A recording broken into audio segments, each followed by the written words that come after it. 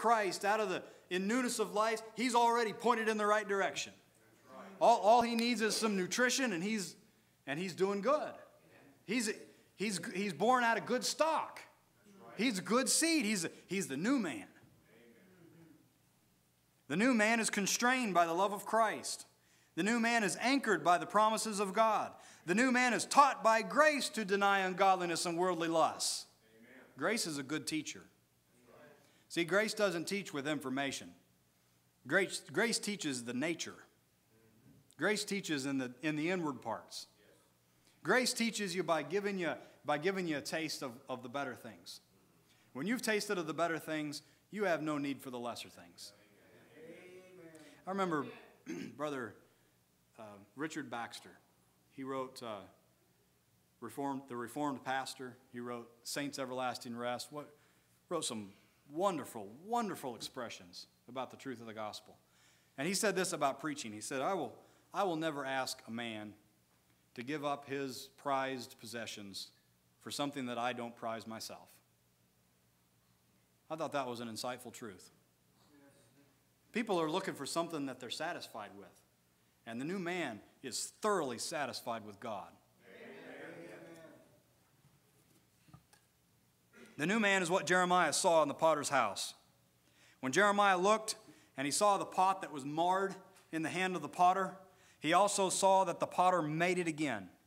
He made it again into another vessel that pleased the potter. When the Lord made again the new creation, the new man in his children, he made a creation that he can teach, that he can lead, that he can will and do of his own good pleasure.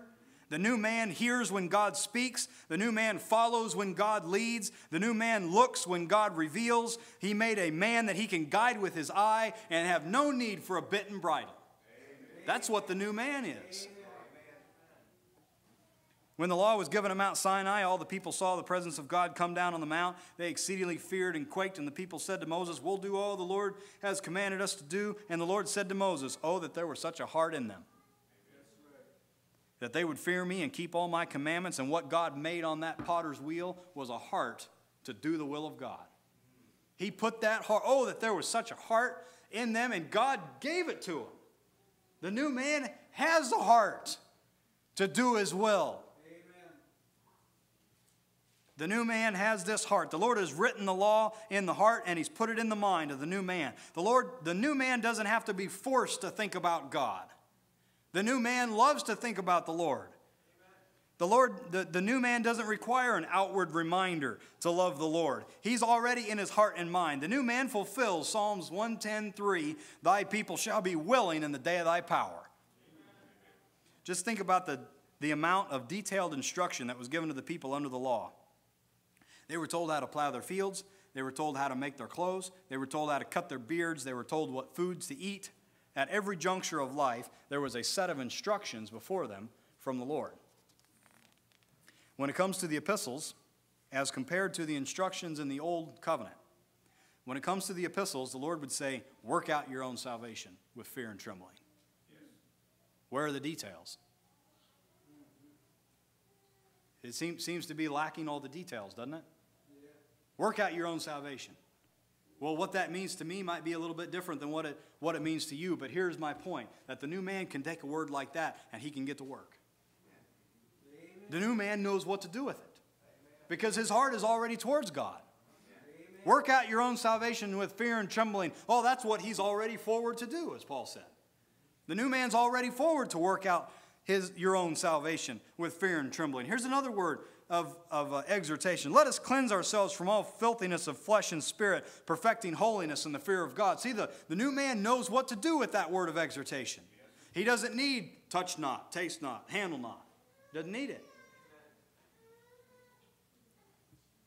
The new man doesn't require meticulous oversight. The new man takes these words and he mixes them with faith and he grows thereby. Brethren, to the new man, his commandments are not grievous. Amen. The new man has no qualms with the law. His delight is to do the law of God, is to do the will of God. The gospel is still turning Sauls into Pauls. I love to think about Paul as an example of old man, new man. Well, we got We got it right there. We got it right there in front of us. Saul of Tarsus, old man. Paul the Apostle, new man. There's your illustration.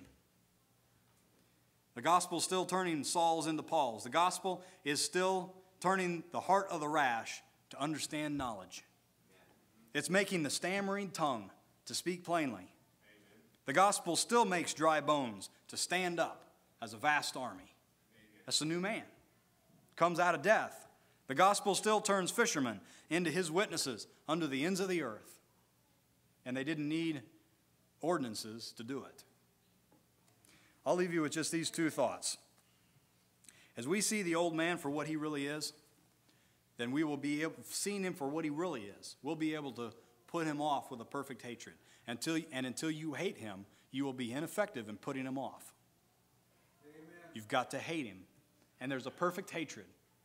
When you see him for who he really is, then ask the Lord for a perfect hatred to put him off. And lastly, as we see the new man for who he is, may we put him on with holy zeal. My new man is my friend. Praise God for the new birth, brethren.